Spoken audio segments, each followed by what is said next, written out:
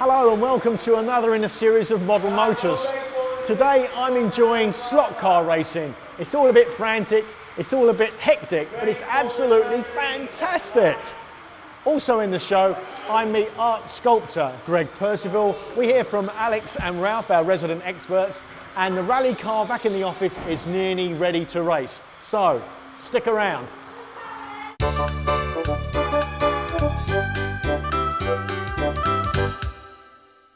Well, I'm actually with Greg Percival, who's an automotive sculptor. Now, this is a very interesting piece of work. Greg, can you tell me about it? What I tried to achieve with this piece, and I think I have achieved it, is to capture what motorsport is all about. And it's to do with passion and speed and excitement.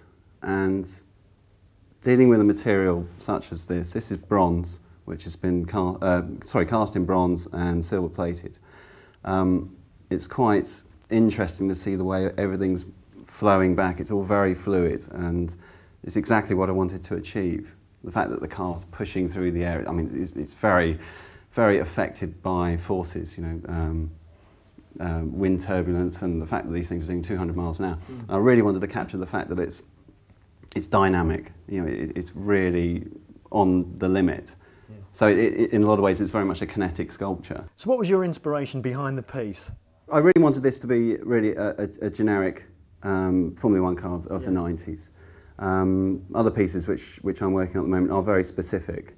I'm working on a Monarch piece, a Monarch car such as a 917 Porsche, which will be more, you know, specific.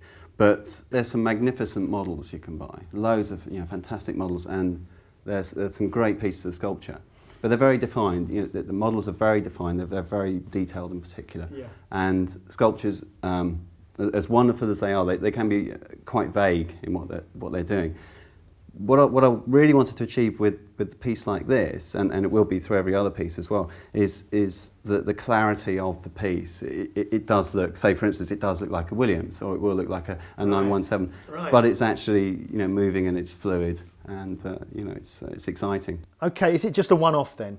Oh no, this is one of 250, which is solid bronze and silver plated, which is this one, and 250 of the silver ones. The original of this took 3,500 hours to make, and then that's all cut up and made into moulds for casting into bronze.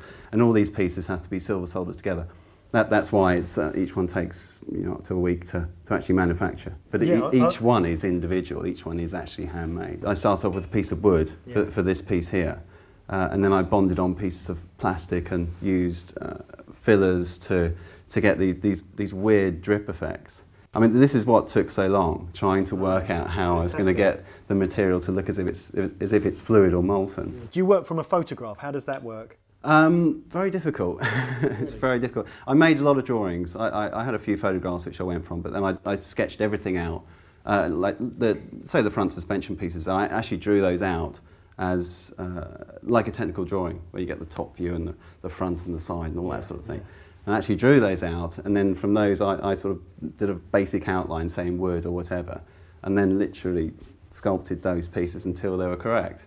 And that's why each one is different. I mean, you know, that isn't a copy of that. No, I see. That isn't of that. But once I'd actually done the initial, you know, all the work I've done on this, now I know how it works on other surfaces, on other vehicles. You know, it's almost a blueprint up here. I can understand how, you know, I want to destroy a surface or show how it's acting on itself. Right. How much is this going to set me back? How much does it cost? One of these is £1,500. That's the bronze silver plated one, and the solid silver ones are £3,500. £3,500. Yeah. Right. Now I understand that one of these is going to be presented at Goodwood, the Festival of Speed. One of these is, yeah. Lord March has seen one. He apparently loves it, and I've offered to donate one as a prize for the Festival of Speed, because it's very apt for the Festival of Speed, because it's Formula One cars and all sorts of high-speed vehicles. Yeah. And I thought this would be a fantastic trophy for that event, which is in July, I think, this year, 6th, 7th and 8th. I think you're right. Yeah. What's the title of the piece? Is it called a name? Is there any? I haven't actually given it a name, no. Well, maybe I can come up with one. Yeah, well, I mean, the Festival of Speed this year is called The Will to Win. Oh, well, there you go. And I think that's a cracking title for it. It would be, yeah. It'd certainly do the piece justice anyway. Well, thanks, Greg. That was really interesting. Thanks a lot.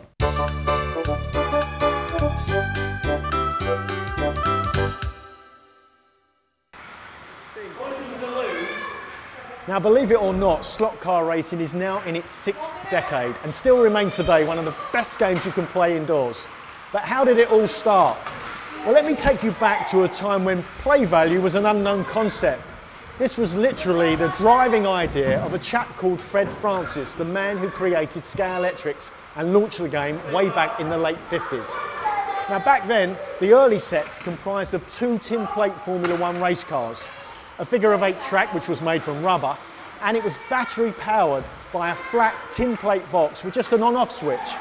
But the important thing was it was interactive and had instant play value direct from the box, and held the same kind of fascination that perhaps a modern computer game holds today.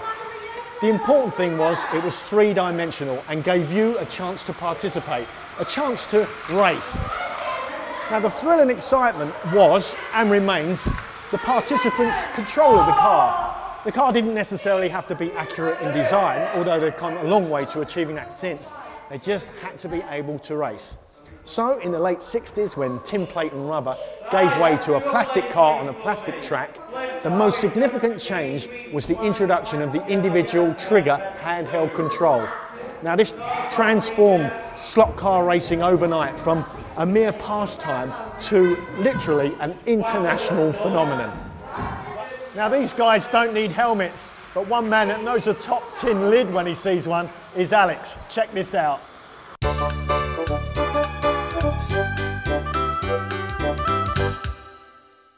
Now, every driver needs a tin lid, and normally you can distinguish them apart from anyone else by the colour and design. Now, I'm in a very special part of Alex's shop at the moment, because take a look at some of these. Alex, these helmets are absolutely fantastic. Tell me about them. Well, we have Eddie Irvine's race-worn helmet when he raced for Ferrari in 1997. I can see it's slightly chipped there. Chipped as well, the full works flies on the front. It's a lovely piece. It's certificated by Ferrari. Something like that's going to set you back about £5,500 though. Wow. Tell me about this one. This is Nigel Mansell's helmet, used in an advert for Texaco when he raced in IndyCar in 1993. Now, I noticed that Nigel's actually signed the back of that. Yeah. How much is that worth? It's about £4,500. £4,500. Well, I'm interested to find out about these lower down. Now, I can instantly recognise them by their designs. I'll know that that's Senna and this is Schumacher. Tell me about the Schumacher one. Are these authentic or are they replicas? These are all replicas. They're based on particular races where the drivers wore their helmets. The Schumacher one is based on him winning in Japan when he became world champion for Ferrari in the year 2000. Its design's slightly changed. I remember it last year in mid-season being a blue top. Why was that? They changed his helmet. I think it was to do with his teammate Rubens Barrichello having a very similar colour helmet. It was blue on the top, white round the middle and a red on the bottom again. And they changed it so the mechanics could distinguish between the two. Well, I can instantly recognise Jenson Button, Villeneuve, Damon. Is there a big demand for all the drivers' helmets? It really is the popular helmets. You don't tend to see the lesser drivers. Again, it works the same for original helmets. Prices do vary depending on what race. If it's a race-worn helmet, a race-won helmet, someone like Michael's going to set you back about £20,000. How much would these replicas be then? Replicas vary. The Bell helmets, such as these, the Senna one's going to be about £3,000, the Michael about £3,500. No, it's way over my budget, I'm afraid, but I'm kind of keen on these smaller guys. Tell me about these. We have 8 scale here. You've got Ayrton Senna and Damon Hill, made by Mini Champs. Visors work, they're about £10 a piece. Right, so I could collect the whole set really, couldn't I? You could do the whole set. And how about, what scale is this one? This one's half size. You've got Senna again, Damon here. made with the same material as the real race helmet. Visor works, opens, full lining inside, straps, the full works. Right, well, off the top of my head, I think I'll take one of these. Very good. Thanks a lot, mate.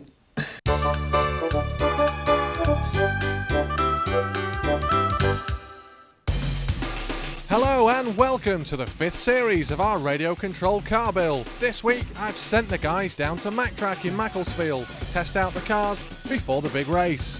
Now both Mark and Rob put a lot of time and effort into building these radio-controlled races, so it was essential they got a couple of practice laps in before the big race. Now with any hobby, preparation is the key, and some of these guys bought mountains of equipment, but Mark and Rob just a couple of spanners. That's the equipment, that is, not the guys. So a few last minute checks before hitting the track and spying on some of the competition to get those hints and tips. But above all, lads, pay attention when you're supposed to settle from the start line. Well, go on then, Rob. Away he goes. So obviously a little bit harder than the guys imagined, but with the first test run complete, there was a few alterations to make back at the bench. Most importantly, guys, check the batteries charged. Sounds simple, but you'd be amazed how many people get it wrong. And another part of model car racing, just like the real thing, is scrutineering. Take your car to the marshals and they check it for weight, height, length, and if it's not in order, you don't race. Simple as that. No sooner were they back on the track and it's more adjustments to be made. Mark and Rob are going to have to really pull their fingers out if they're going to do the Men and Motors team proud. Just looking through the pit area, you can see how seriously everybody takes it, with more tools than a burglar's bag. They may be small cars, but it's still motorsport. Well, that's it for this week, as next week it's the big race. We're going to leave the guys putting the finishing touches to the models and sweet-talking those scrutineering judges. So fingers crossed for the guys, and Lawrence, back to you. Well, now it's time for a break, but coming up in part 2, we hear from a model manufacturer. Ralf talks us through some American classics, and Alex shows us some really interesting artwork.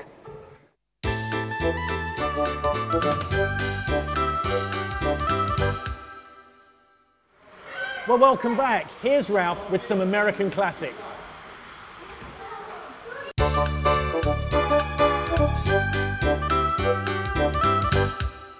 Road cars, race cars, great British cars. But what about American cars, and in particular American classics? Now I know loads of collectors who solely only collect American cars, and we have got a great selection here today at Ralph's. Ralf, just talk me through one or two of these. Right, this range here is made by an English company called Brooklyn Models. They're quite famous, they've been going for over 20 years. They have a huge range of over 80 cars, mainly sort of 40s, 50s and 60s period.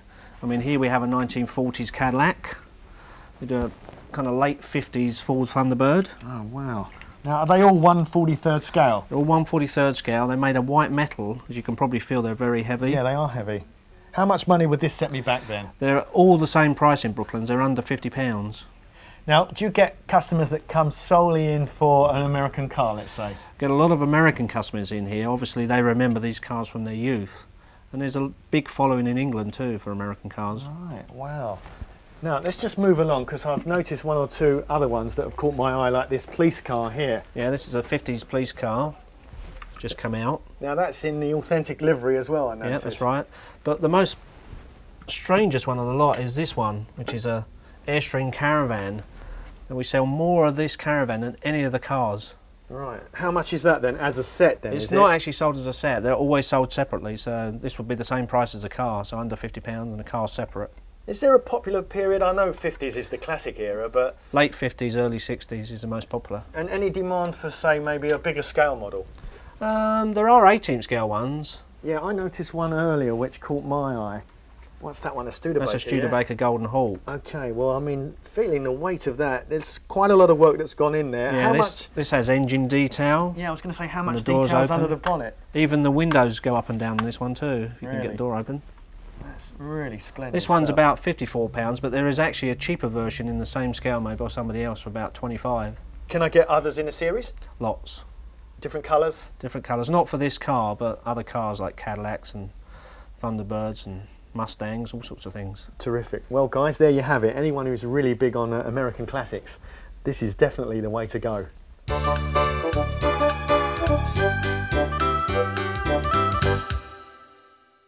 Now I know loads of guys who collect solely American cars, American classics, but what does your average American collect?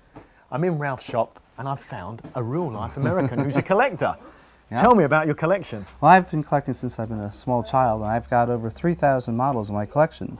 Plastic, die-cast, ranging from 1/18th scale down to 1/87th scale. And I purchase just about everything that's manufactured in plastic and metal, anything at all. Trucks, vehicles, some race cars, mostly street-oriented vehicles. My father started me when I was literally 3 years old collecting. He was a boat enthusiast and built model boats out of balsa, and then got me interested in cars. I've been collecting cars ever since. I'm a kid that never grew up. Well, I start with collecting ordinary cars, but I try to have some regalia and model cars from the cars I own. How many in your collection? Model cars? No, not more than 40, 50 maybe. All right, but you're a king collector anyway, yeah? I collect cars that I own or have owned myself. I'm an Hailey enthusiast. Austin Hailey, yeah. which is a great British mark. Yes. Excellent, excellent. Yeah, that's a big following in Sweden, isn't it, British cars? Yes. Just show me this one here. Explain this one. It's an Austin Hailey 3000 in a silver tin, I think, model. I found it in a small shop just around the corner. Right. I don't know if it was cheap or it was expensive, but I want it. You want it? Yes. Well, it's a kind of car I own myself. Right. Well, I've always said buy what you like, yeah? Yes. Rather than for the investment. And forget the price. Exactly, yeah. My entire basement is glass enclosed cases with all different models, and currently about 700 kits that have not been built as of yet. I've just been buying through the years but never built them.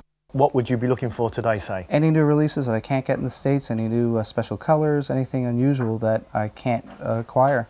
Are they appreciating in value, your collection? Every year. Does that matter to you? Or? No, I enjoy it. It's an obsession at this point. So I just love collecting cars, and I love real cars, and collecting literature and automobilia. Well, I'll tell you what, it's amazing who you meet at a gig like this. I'm actually with Ted Owen and Mick Fleetwood. Hi guys, how you doing? Hi, good now, one. Why are you here? Tell me.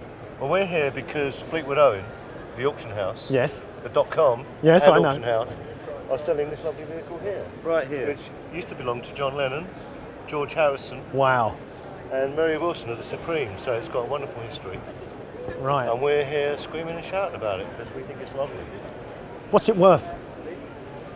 It's worth a lot of money. I would imagine it would be. I would probably venture to say at auction it's probably around the time it closes down, hopefully, anywhere from $500,000 to 700, I would imagine. He's an optimist. No, dollars. Tell me, when was it built, the car? This car, it was custom ordered in 1969. Yeah. Delivered in 1970, early 1970. Yeah. Then it was the most expensive car you could buy, $140,000. Because the standard came in black with black leather upholstery. This is white, and it's got velour interior. So it was you assume that that's the top of the range. It's the most expensive car you could buy at that point. When John and Yoko went to America in '73, yeah, he sold it to George Harrison. John Lennon sold it to George Harrison. Oh wow, he didn't stitch him up, did he? Oh, he probably did. He probably did, you yeah. know the acrimony that goes He probably down did, here. yeah. It's all in the history books. Yeah. But then George had it for a few years, and in the late '70s sold it to Mary Wilson. The car went to America and went on 2 Supremes tours, American tours, Canadian tours, and got really wrecked. And the present owner bought it in at '85 at auction, when it was, interior had gone, paintwork had gone, engine had been absolutely spanked. So it's been totally restored? From top to bottom, it's been restored. Everything you see, the chrome, and it's all original. It's been resprayed, re-chromed, upholstery's all been redone. Engine rebuilt. So it's, fantastic it's piece ready of work, to roll. yeah? It's got 5,000 miles on the clock. The prices aren't as much as you actually think for a classic car, It's a great vibe here. Great vibe. Yeah. It's like just really, for the most part, really private people who have totally dedicated, their life to bringing back some of these cars. Sure, and, sure. They're certainly not selling them. They're just so proud of them and showing them off. And, Yeah. Well, it's a good atmosphere here. It's really nice to see people. I was talking to Mick about the guy I used to live next door to who used to bestow Rolls Royces. Yeah. And he'd bring this wreck in, and you know, over the months you'd suddenly see it start to glisten, and then the woodwork would get done. And I think a lot of people here are like that. They're really, like Mick says, totally dedicated in what they're doing. Sure, I think some of you're these right. things are really mint, you know, and you think, God, when I was 17, that's exactly what my dad had. Yeah, Or yeah. you see him drive in and he'd be so proud of it, you know, the paintwork gleaming in it. I just can't believe some of these cars that actually look as good as they do today. Did you collect any model cars maybe as replicas to keep? I don't. You don't? I don't, but I know that sort of line of collectibles can get very elaborate, and Yeah. the detail on them. The nearest I've come to it is actually got introduced by John McVie, the bass player in Fleetwood Mac, and he's a great boating enthusiast, and similarly he collects these incredible Replicas, yeah. Well, they're models, but they're like scaled Yeah, and sure. to perfection. Yeah. And if the car sales of those types of things are as good as those, I think, you know. Yeah, no, I think you're right. I think you're right. Well, maybe I can persuade you two guys to become collectors. Yeah. What about it? We'll shrink this for We shrink that one. That would do for me. Shrink wrap and take it away. We collect. We both collect, but we don't collect, you know, small cars, dinkies, models. Yeah. Mick collects posters. I Sure. collect posters. I've got quite a nice guitar collection. Yeah. So, Well, you're collectors of a sort then, in that case. I mean, we deal with collectors. That's what our business, Sure. Fleetwood own. We're an auction house dealing with collectors. That's Yeah. why we're here. Well, from my point of view, you know, obviously my budget's not going to stretch that far, but for me to own a model replica of Lennon's car would be fantastic. Yeah, it's great. I mean, you can see the type of quality in a model that this Yeah. car represents in real life. So, absolutely. Hey, thanks, guys. That was You're really welcome. great. It's our Thanks. pleasure. No, in the words of Lennon, thank you, and I hope we pass the audition. Next week, we hear from our resident experts, Alex and Ralph, and catch up with the guys in the office who have almost finished the car and it's ready to race. So, I'll see you then.